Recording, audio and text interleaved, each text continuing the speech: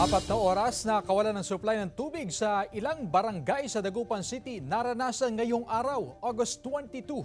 Sundan sa report.